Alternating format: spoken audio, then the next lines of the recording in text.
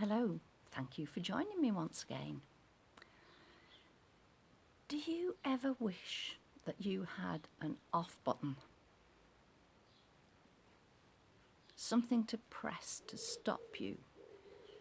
There are times when I feel like one of those little toys that, oh gosh, now this is going to age me. You used to have a little wind-up toy, a monkey with a drum, and this monkey would wind him up and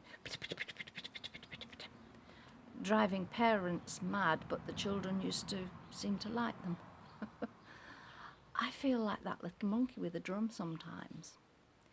Okay, I've been retired from teaching for 15 years, and I still feel guilty if I decide to have a day of doing nothing.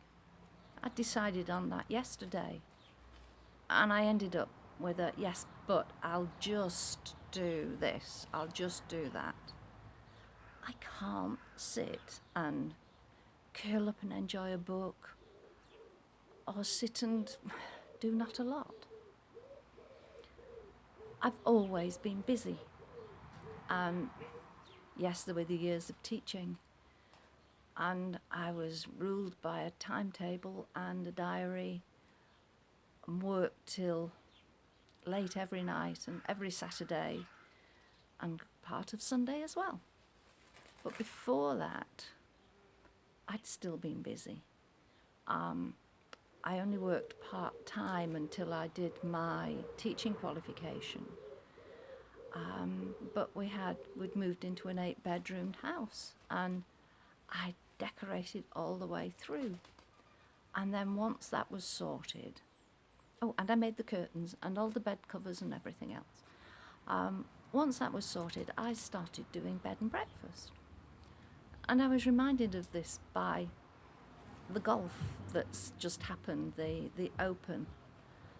And I used to love it when I had golfers coming to stop for bed and breakfast. We lived in Woodall Spa, which has a fabulous golf course, and the owners could not be persuaded to let the professional tour come there, but they were happy to have the amateur open there. And one year I happened to know the professional at the course because Andrew had been having some lessons. And I said, if you get anybody wanting bed and breakfast who can't afford the big hotels, then send them my way. And I got a couple of people.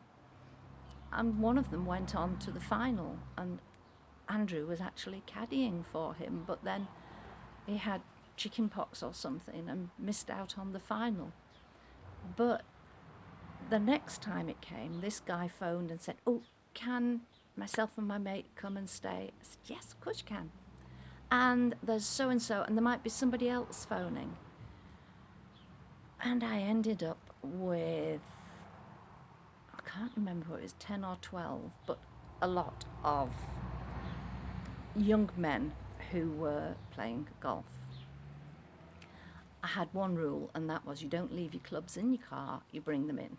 So my hallway was a row of golf bags, and they were all lovely young men, and it really set a great note for me and the young men of the day. Now that doesn't sound very good, but just my impression as a middle-aged lady, I wasn't putting down the young men. I was thinking, yeah, they're working hard. They're putting in a lot of practice. Good for them. And still there were phone calls. Can somebody come? Can I come? Mark said it's great here. I said, I've not got anybody. I'll sleep on the floor. So my bedroom was given up. Fortunately, Tim was away. I said, look, I've got a double bed if the two of you... That's brilliant, yeah. So myself and the boys, who'd already given up their beds, we slept on the floor in Tim's studio. But the lads were super. It was bed, breakfast and evening meal, so full English breakfast for 10 or 12 healthily eating young men was good. I think we got through 2 loaves with the toast for each breakfast. And then the evening meals, plates scraped up. But bless them, they'd get up and carry the plates through into the kitchen.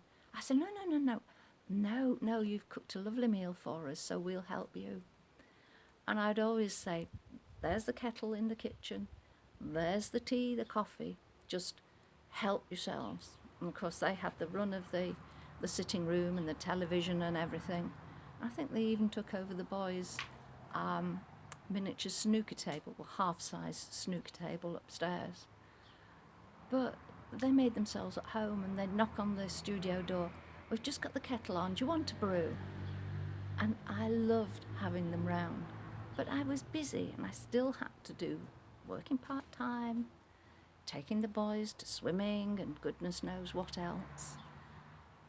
So I think that this has been my way of being for so long, that switch off button, that stop button, it's got lost. I wish I could find it, because I would dearly love to be able to sit and read and not feel guilty. So if you see a spare stop button hanging around anywhere, send it in my direction. Thank you for listening. Take care. Speak to you tomorrow. Bye.